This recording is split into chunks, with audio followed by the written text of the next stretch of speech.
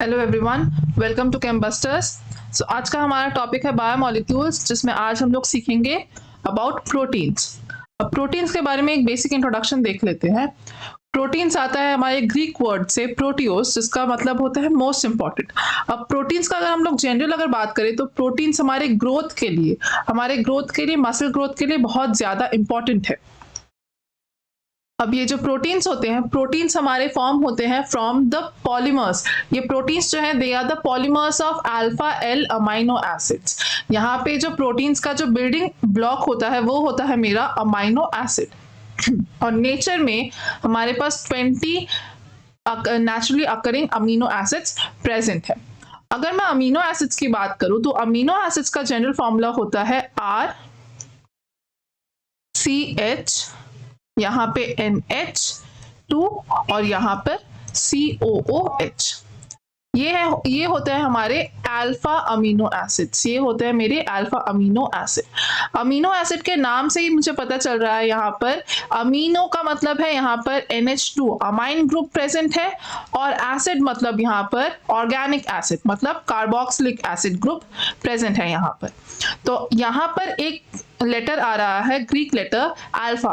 तो अल्फा अगर मैं देखूं तो अल्फा होता है मेरा position from the highest priority functional group. तो यहाँ पर NH2 और COOH दो मेरे पास फंक्शनल ग्रुप प्रेजेंट है। इन दोनों में से हायर प्रायोरिटी होता है मेरा कार्बोक्सिलिक एसिड का। तो अगर मैं देखूं कार्बोक्सिलिक एसिड से जो मेरा पहला कार्बन होता है उसे हम लोग नंबर करते हैं अल्फा, ठीक है, अल्फा। और उसके बाद जो कार्बन्स होते हैं वो बीटा गामा ऐसे करके हम लोग उसे नंबर कर सकते हैं। मान लेते हैं इस R को मैंने हटा दिया, यहाँ पर मैं एक और यहाँ पर CH डाल रही हूँ, यहाँ पर CH2, यहाँ पर CH2 और यहाँ पर R। अगर मेरे पास ऐसा कोई ग्रुप है तो मैं इस कार्बन को, इन कार्बन्स को कैसे मैं नंबर कर सकती हूँ। ये है मेरा हायर प्रायोरिटी ग्रुप, ये है मेरा highest priority group, highest priority group.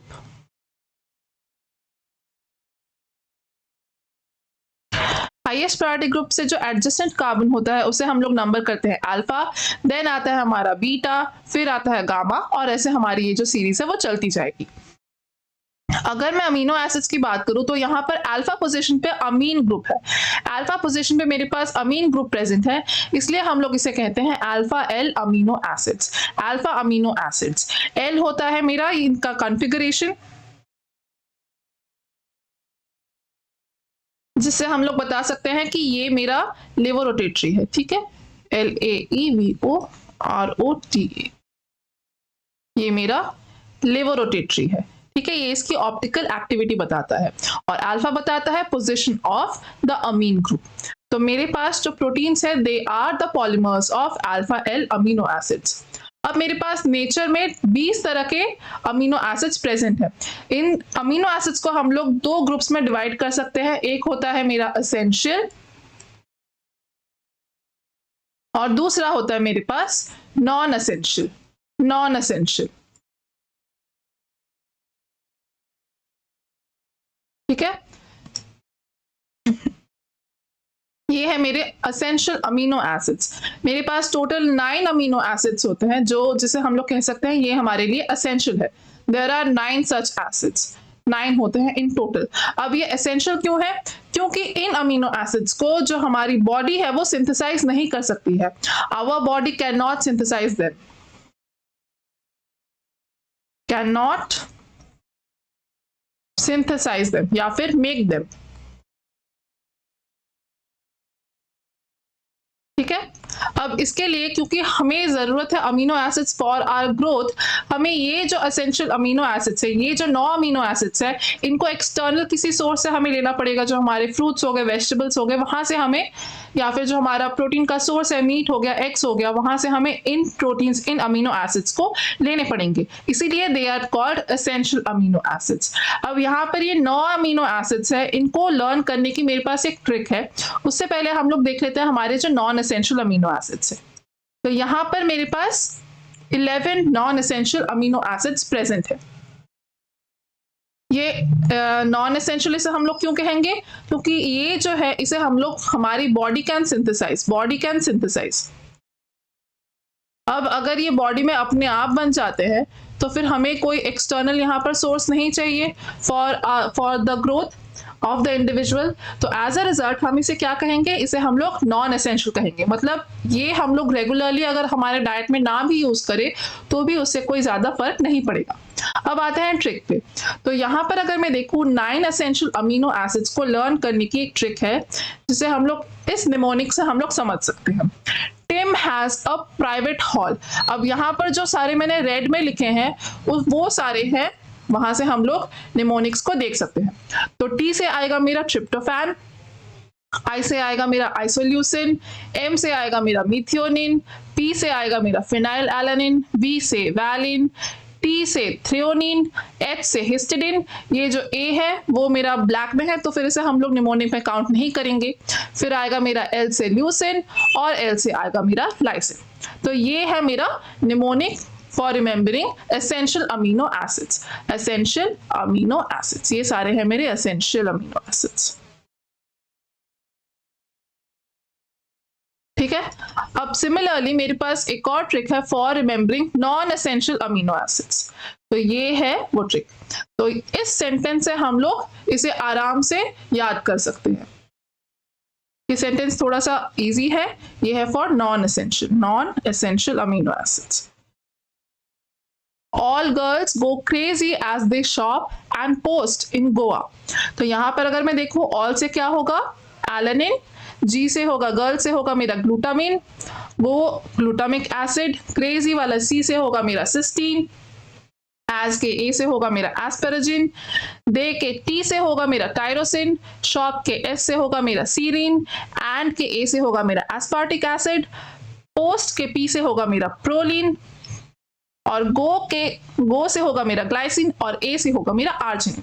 ठीक है। इस निमोनिक से हम लोग easily non essential amino acids को याद कर सकते हैं।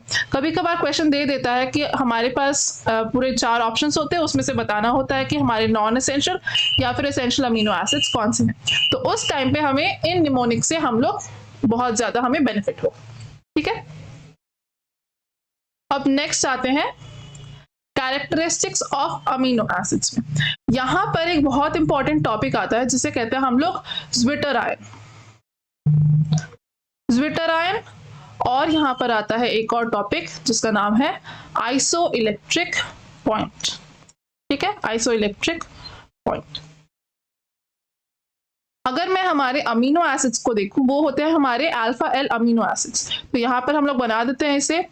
अमीनो एसिड्स में मेरे पास प्रेजेंट होता है यहां पर ये मेरा आर ग्रुप, आर कोई भी मेरा अल्काइल चेन है, और यहां पर है मेरा कार्बोक्सिलिक एसिड चेन।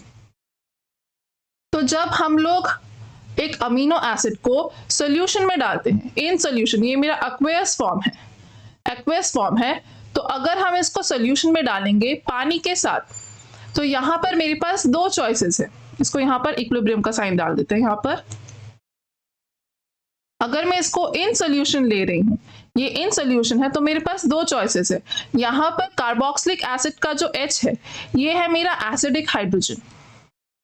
ऑब्वियसली बात है, क्योंकि ये क्या है, मेरा एक एसिड है, तो फिर ये क्या होगा, मेरा एसिडिक हाइड्रोजन होगा।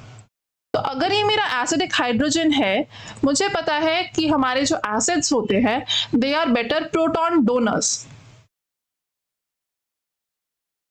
ये मेरा लाउरी ब्रॉन्स्टेड थ्योरी से हमें पता चलता है फॉर एसिड्स एंड बेसिस कि एसिड्स जो होते हैं they are better proton donors, और जो मेरे बेसिस होते हैं they are better proton acceptors. तो ये क्या है, मेरा यहाँ पर एसिडिक हाइड्रोजन है, और जो अमीन्स होते हैं ये होते हैं मेरे बेसिस। इसके पास है एक लोन पेयर, तो ये क्या करेगा भाई, ये मेरा प्रोटॉन जो है ये मेरा एक्सेप्ट करेगा। ठीक है, प्रोटॉन एक्सेप्टर। तो अगर मैं इन सॉल्यूशन में देखूं तो फिर ये मेरा कैसे एग्जिस्ट कर सकता है, ये जो है ये मेरा प्रोटॉन यहाँ पर ये प्रोटॉन यहाँ पर ये मेरा एक्सेप्ट करेगा, और यहाँ पर ये जो है ये तो चेन वैसा ही रहेगा आर ग्रुप, और ये कार्बोक्सिलिक एसिड जो है वो मेरा प्रोटॉन डोनेट करेगा। ठीक है, वो मेरा प्रोटॉन डोनेट करेगा। तो यहाँ पर एक चार्ज स्पीशीज होती है जो मेरा प्रेजेंट होता है। हमारे सोल्यूशन में ऐसे प्रेजेंट नहीं रहेगा मेरा अमीनो एसिड। वो कैसे प्रेजेंट रहेगा, it will be present like this, in this form. इस चार्ज, जहां पे ये चार्ज है, जहां पर इस चार्ज वाले फॉर्म को हम लोग कहते हैं ज्विटर आयन। इस चार्ज वाले फॉर्म को हम लोग कहते हैं ज्विटर आयन। और ये क्या है, it is in equilibrium in solution, ये एक्वेस मीडियम में इन सोल्यूशन में ये इक्विलिब्रियम में प्रेजेंट है। ऐसा क्यों हो रहा है, क्योंकि सोल्यूशन में मेरे पास पानी प्रेजेंट है, और पानी क्या है, पानी एसिड्स के साथ बेस की तरह काम करता है और बेसिस के साथ एसिड्स की तरह काम करता है। और यहाँ पर मेरे पास बहुत एक एसिडिक हाइड्रोजन प्रेजेंट है, तो ये जो हाइड्रोजन है वो इजीली डिसोसिएट हो जाएगा, और जब ये डिसोसिएट होगा तो इसको कौन एक्सेप्ट करेगा, जो प्रोटॉन एक्सेप्ट करने की क्षमता रखता हो। तो यहाँ पर जो ये अमीन ग्रुप है ये इस प्रोटॉन को एक्सेप्ट करेगा। इस फॉर्म को हम लोग कहते हैं ज्विटर आयन या फिर ज्विटर आयनिक फॉर्म। ठीक है, तो ये है मेरा ज्विटर आयन। इससे हमें क्या पता चलता है कि अमीनो एसिड्स जो है, amino acids have amphoteric character,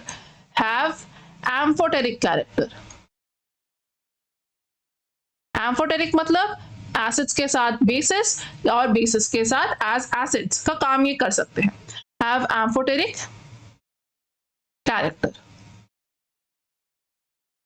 sorry, यहां पर ये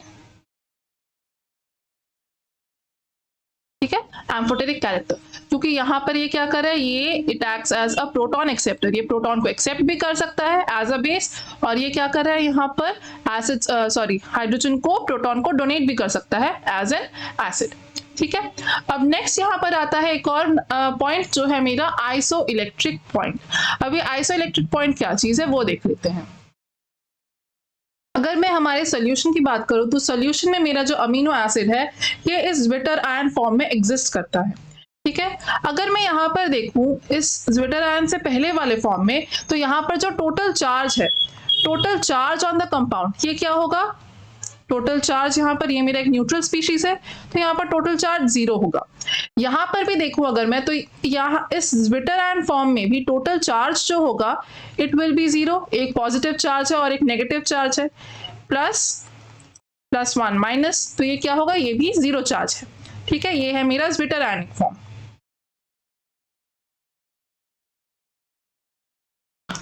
अब यहां से एक बात आती है आइसोइलेक्ट्रिक पॉइंट की या फिर आइसोइलेक्ट्रिक पीएच की। तो आइसोइलेक्ट्रिक पॉइंट वो पॉइंट होता है या फिर वो पीएच होता है जहां पर the concentration of zwitter ion is maximum concentration of zwitter ion होता है, and the pH at that point is known as isoelectric pH. ठीक है, तो फिर यहां पर दो बातें सामने आती है। तो यहाँ पर हमें पता चलता है at isoelectric point concentration of zwitter ion is maximum और charge on zwitter ion is minimum, और उस पॉइंट पर जो पीएच होता है उसे हम लोग कहते हैं आइसोइलेक्ट्रिक पीएच।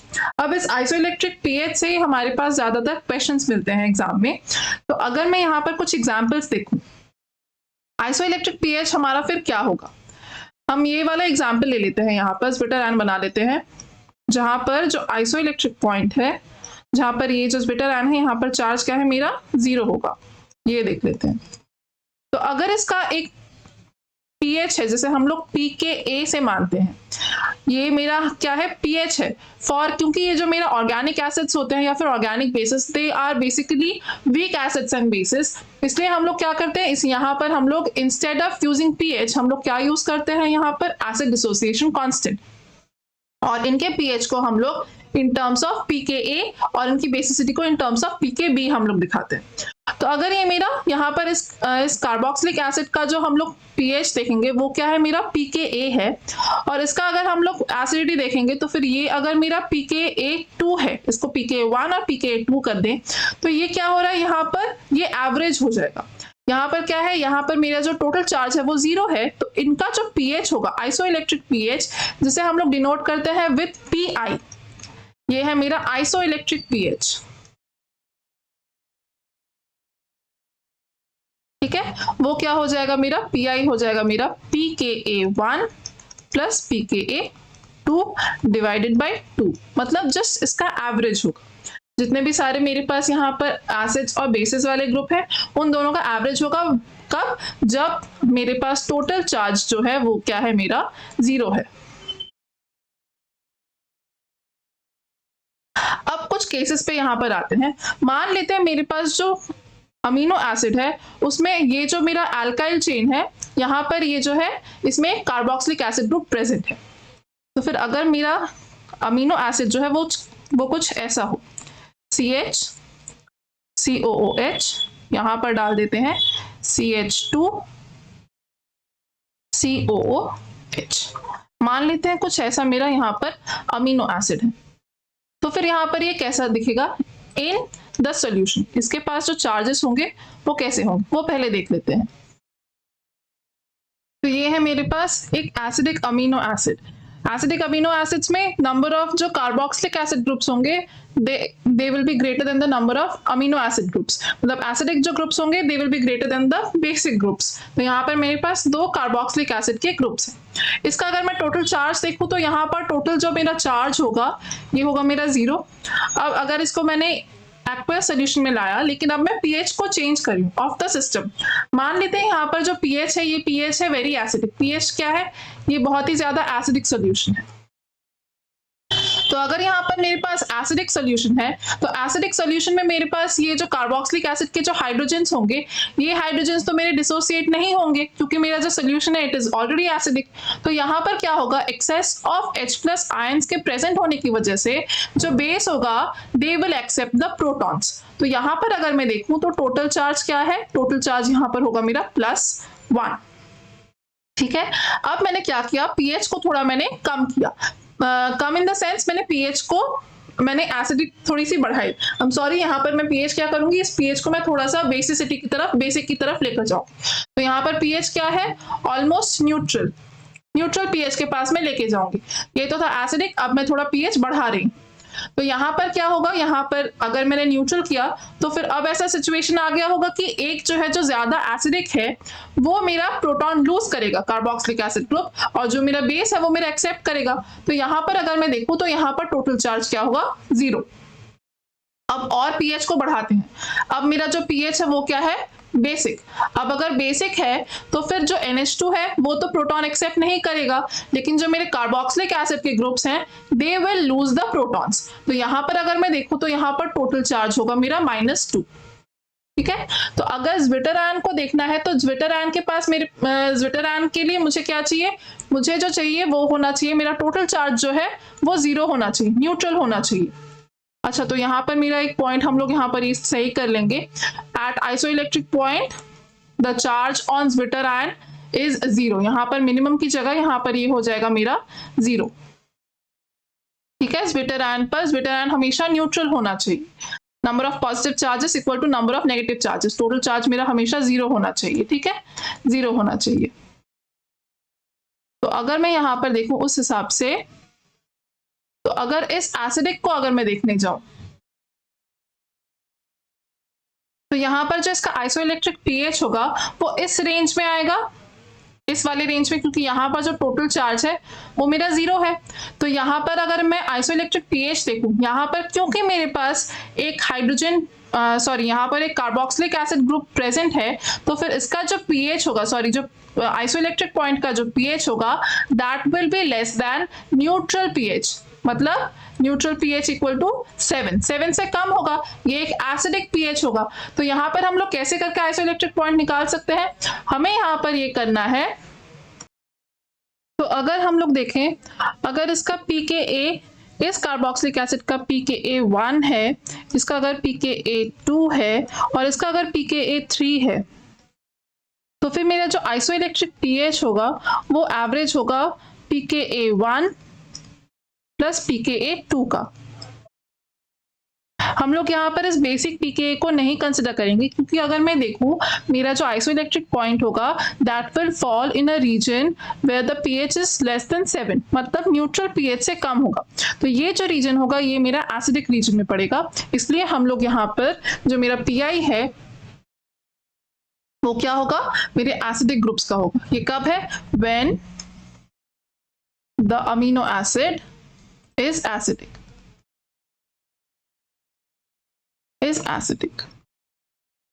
इससे रिलेटेड एक क्वेश्चन देख लेते हैं। ये रहा मेरे पास इक्वेशन। यहाँ पर क्या है, find the isoelectric point of the given amino acid. तो यहाँ पर अगर मैं देखूँ, यहाँ पर एक COH ग्रुप प्रेजेंट है और दूसरा COH ग्रुप प्रेजेंट है। यहाँ पर 3 pKa वैल्यूज दी गई हैं। तो यहाँ पर इसका pKa क्या है 2 और इसका pK है 4। तो अगर मैं देखूँ, क्योंकि ये एसिडिक अमीनो एसिड है, तो फिर यहाँ पर हम लोग क्या करेंगे, यहाँ पर जो इसका आइसोइलेक्ट्रिक pH होगा, हम लोग जो सेम टाइप के ग्रुप्स हैं उनको हम लोग एवरेज कर देंगे। तो यहाँ पर होगा मेरा ये 2 प्लस 4 डिवाइडेड बाई 2, ये होगा मेरा इसका आइसोइलेक्ट्रिक pH, जो होगा मेरा 6/2 इक्वल टू 3। तो मेरा करेक्ट ऑप्शन क्या होगा, correct option will be option C. Similar case अगर मैं देखूं हमारे बेसिक अमीनो एसिड में, तो बेसिक अमीनो एसिड में ज्यादा हमारे पास क्या होंगे, NH2 ग्रुप्स होंगे than the carboxylic acid groups. तो यहाँ पर अगर मैं देखूं तो यहाँ पर तो टोटल चार्ज मेरा 0 है, ये सोल्यूशन में जाने से पहले। अब अगर यहाँ पर देखूं, ये क्या है मेरा एसिडिक मीडियम में, एसिडिक मीडियम में क्या होगा मेरे पास, एसिडिक मीडियम में COH तो डिसोसिएट नहीं करेगा, लेकिन जो मेरे NH2 वाले जो ग्रुप्स हैं दे विल एक्सेप्ट प्रोटॉन्स। तो यहाँ पर मेरा टोटल चार्ज होगा यहाँ पर +2। इस वाले केस में अगर मैं अब क्या कर रही हूँ, अब pH को मैं थोड़ा अब न्यूट्रल की तरफ लेकर जा रही हूँ, pH अगर मैं अब बढ़ा रही हूँ, तो यहाँ पर क्या होगा, यहाँ पर मेरा जो COH है वो मेरा प्रोटॉन को रिलीज करेगा और मेरा एक NH3 का जो ग्रुप है दैट विल एक्सेप्ट 1 प्रोटॉन। तो यहाँ पर मेरा टोटल चार्ज क्या होगा, यहाँ पर मेरा टोटल चार्ज 0 होगा। अब अगर मैं pH को और ज्यादा इंक्रीज करूं, तो ये क्या है मेरा बेसिक मीडियम है, तो बेसिक मीडियम में मेरे पास क्या होगा, सिर्फ जो एसिडिक मेरा जो ग्रुप है that will release the proton, और बेसिक मीडियम वाले जो ग्रुप्स है मेरे basic groups they will remain intact. तो यहाँ पर मेरा अगर मैं टोटल चार्ज देखूं, तो यहाँ पर टोटल चार्ज होगा मेरा -1। तो ये है मेरा ज्विटर आयन, ये रहा मेरा ज्विटर आयन। तो अगर मैं यहाँ पर देखूं, तो यहाँ पर जो मेरा ओवरऑल अगर मैं pH देखूं, तो ओवरऑल pH जो होगा that will fall in the basic region, क्योंकि मेरे पास एक NH2 प्रेजेंट है। तो फिर मेरा इसका जो आइसोइलेक्ट्रिक पॉइंट का जो pH होगा that will be in the basic region, that will be greater than 7 से ज्यादा होगा। तो अगर मैं देखूं तो फिर आइसोइलेक्ट्रिक पॉइंट कैसे निकाल सकते हैं हम लोग, तो यहाँ पर आइसोइलेक्ट्रिक पॉइंट होगा pKa NH2 का, इस NH2 का, और pKa of this NH2। Similar type के ग्रुप्स जो होंगे उसके pKa को हम लोग एवरेज कर देंगे, तो मेरा आइसोइलेक्ट्रिक पॉइंट निकल जाएगा। इससे सिमिलर एक क्वेश्चन देख लेते हैं। अब यहाँ पर क्या है, the pKa values of 3 ionisable groups X, Y and Z of glutamic acid of 4.3, 9.7 and 2.2 respectively. मुझे इसका आइसोइलेक्ट्रिक पॉइंट फाइंड करना है, आइसोइलेक्ट्रिक pH। तो अगर मैं यहाँ पर देखूँ, यहाँ पर X और Y और Z को अगर मुझे बैठाना है तो कैसे बैठा सकते हैं, ये 9.7 है, तो 9.7 ऑब्वियसली मेरा NH3 का होगा, तो यहाँ पर इसका pKa होगा मेरा 9.7। उसके बाद यहाँ पर दो यहाँ पर कार्बोक्सिलिक एसिड के ग्रुप्स हैं, तो मुझे बताना है कौन सा मेरा 4.3 होगा और कौन सा मेरा 2.2 होगा। अब अगर मैं यहाँ पर देखूँ, ये जो कार्बोक्सिलिक एसिड, मेरा जो Z वाला जो कार्बोक्सिलिक एसिड है, इसके जस्ट अल्फा पोजीशन पे मेरे पास NH3 प्रेजेंट है। अब क्योंकि यहाँ पर ये NH3 प्रेजेंट है, it has a positive charge, तो ये क्या करेगा, it will show an electron withdrawing effect. Electron withdrawing effect show करेगा इन द एसिडिक मीडियम। अगर ये इलेक्ट्रॉन्स को अपनी तरफ अच्छे से खींच रहा है, तो ये जो कार्बोक्सिलिक एसिड का जो हाइड्रोजन है, ये जो प्रोटॉन है, ये बहुत जल्दी रिलीज हो जाएगा। तो ये क्या होगा, इसका जो pKa होगा, Z का pKa होगा मेरा 2.2, और क्योंकि ये जो कार्बोक्सिलिक एसिड है वो थोड़ा दूर है, तो इसका pKa बन जाएगा मेरा 4.3, ये बन जाएगा मेरा 4.3। अब ये एक मेरा एसिडिक है अमीनो एसिड, तो फिर इसका अगर मैं आइसोइलेक्ट्रिक pH देखूं, तो ये हो जाएगा मेरा 4.3 प्लस 2.2 डिवाइडेड बाय 2। तो फिर इसका आंसर मेरा आएगा ऑप्शन बी 3.25। तो ये रहा मेरा 3.25। और कुछ क्वेश्चंस देख लेते हैं यहाँ पर। At isoelectric point, the concentration of cation is equal to the concentration of anion। ये तो सही है मेरा, क्योंकि concentration of cations जितने मेरे तैयार होंगे उतने ही मेरे anions तैयार होंगे। Net charge is 0, ये भी मेरा ठीक है। The maximum concentration of Zwitter ion will be present, ये भी मेरा ठीक है। तो फिर इसका करेक्ट ऑप्शन क्या होगा, option D will be our correct answer, all of the above, all of the above। Next question देख लेते हैं। Find the isoelectric point of the given amino acid। अब यहाँ पर अगर मैं देखूं तो ये जो अमीनो एसिड है ये क्या है, मेरा न्यूट्रल अमीनो एसिड, क्योंकि यहाँ पर मेरे पास सिर्फ एक CO2H प्रेजेंट है और एक NH3 प्रेजेंट है। तो फिर यहाँ अगर मैं देखूं तो यहाँ पर हम लोग क्या कर सकते हैं, यहाँ पर दोनों को हम लोग प्लस कर देंगे। तो यहाँ पर ये आ जाएगा मेरा आइसोइलेक्ट्रिक पॉइंट, अगर मैं देखूं 2.2 plus 4.4 divided by 2 equals to, ये आ जाएगा 6.6 बाई 2, तो इसका मतलब ये आ जाएगा मेरा 3.3। 6.6 बाई 2 ये आ जाएगा 3.3। ऑप्शन भी है 3.3, तो इसको हम लोग करेक्ट कर देंगे, लेकिन ये हो जाएगा मेरा आंसर गलत। This will be our wrong answer. क्यों? क्योंकि यहाँ पर अगर मैं देखूं, यहाँ पर मेरे पास pKa है और ये है मेरा pKb। मुझे क्या चाहिए, मुझे दोनों के दोनों pKa चाहिए। अब यहाँ पर ये तो बेस डिसोसिएशन कांस्टेंट दे दिया है, अब यहाँ से हम लोग एसिड डिसोसिएशन कांस्टेंट कैसे निकालें? तो एक फॉर्मूला होता है जो होता है मेरा जो acid dissociation constant into base dissociation constant equal to ionic product of water. अगर ये सारी जो मेरी चीजें, ये सारे जो सिस्टम्स है, ये यहाँ पर कोई टेम्परेचर मेंशन नहीं है, तो फिर हम लोग इसे रूम टेम्परेचर पे कर रहे हैं। और रूम टेम्परेचर का मतलब होता है 25 डिग्री सेल्सियस या फिर 298 केल्विन। इस कंडीशन में जो आयनिक प्रोडक्ट ऑफ वाटर होता है वो होता है मेरा 10⁻⁻14। In terms of P, in terms of अगर मैं pKa और pKb करूं तो ये हो जाएगा मेरा pKa plus pKb equals to pKw। और pKa क्या होता है, pKa या फिर pKb जो भी होता है ये होता है मेरा माइनस लॉग ऑफ Ka और Kb। तो यहां से अगर मैं लाऊं तो ये हो जाएगा मेरा pKa plus pKb equals to 14।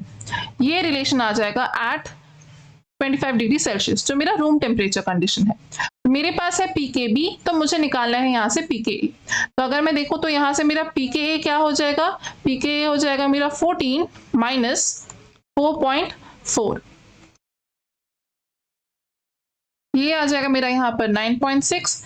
अब हम यहाँ पर हमारा जो PI है आइसोइलेक्ट्रिक pH वो निकाल सकते हैं। तो अब ये आएगा 2.2 प्लस 9.6 डिवाइडेड बाई 2, तो जाकर मेरा ये जो आंसर है वो आएगा 5.9। तो मेरा करेक्ट ऑप्शन क्या हो जाए, correct option will be our option B. ये गलती सब कर सकते हैं, ये गलती बहुत ही ज्यादा कॉमन है, हम लोग ध्यान नहीं देते क्योंकि ये ए और बी बहुत छोटा लिखा हुआ है, इसलिए हम लोग जस्ट देखेंगे कि ये मेरा न्यूट्रल है कंपाउंड, यहाँ पर 2 pK वैल्यूज दी गई है, हम लोग उसे जस्ट प्लस कर देंगे और एवरेज कर देंगे, तो मेरा आंसर आ जाएगा। ऑप्शन भी यहाँ पर दिया गया है, लेकिन यहाँ पर मेरा करेक्ट आंसर क्या होगा, हमें ध्यान रखना होगा कि वो मेरा एसिड डिसोसिएशन कांस्टेंट दिया है या फिर बेस डिसोसिएशन कांस्टेंट दिया है। ठीक है, एक लास्ट क्वेश्चन देख लेते हैं। Assume that a particular amino acid has an isoelectric point of 6.0. In a solution of pH 1, which of the following species will predominate? तो मेरे पास आइसोइलेक्ट्रिक pH कितना है, आइसोइलेक्ट्रिक pH है मेरा 6 और मेरा pH गिवन है मेरा 1। तो अगर मेरा pH 1 है तो फिर तब क्या होना चाहिए, यहाँ पर जो है टोटल चार्ज जो होगा वो होगा positive, total charge will be positive. Positive इसलिए क्योंकि यहाँ पर सिर्फ जो NH2 ग्रुप है वो मेरा प्रोटॉन एक्सेप्ट करेगा और जो कार्बोक्सिलिक एसिड ग्रुप है वो मेरा प्रोटॉन डिसोसिएट नहीं करेगा। तो अगर मैं यहाँ पर देखूं ऑप्शन ए में ही मेरे पास ओवरऑल जो चार्ज है वो पॉजिटिव है, तो ये मेरा हो जाए करेक्ट आंसर। ऑप्शन बी देख लेते हैं, तो ये तो सोल्यूशन में है ही नहीं क्योंकि सोल्यूशन में हमेशा ज्विटर आयनिक फॉर्म में होगा, तो ये मेरा होगा गलत। ऑप्शन सी जो है उसमें क्या है, टोटल चार्ज 0, ये मेरा ज्विटर आयनिक फॉर्म है, तो ये मेरा नहीं होगा, यहाँ पर ये होगा एट PI, ये होगा एट आइसोइलेक्ट्रिक pH। ठीक है, और यहाँ पर अगर मैं देखूं यहाँ पर क्या है COO माइनस है, यहाँ पर ये होगा इन बेसिक मीडियम, इन बेसिक मीडियम मतलब pH ग्रेटर देन 7, तो ये भी मेरा गलत ऑप्शन होगा। तो फिर correct option will be our option A. Hope this video was helpful to you. If you like this video, do like, share and subscribe. Thank you so much.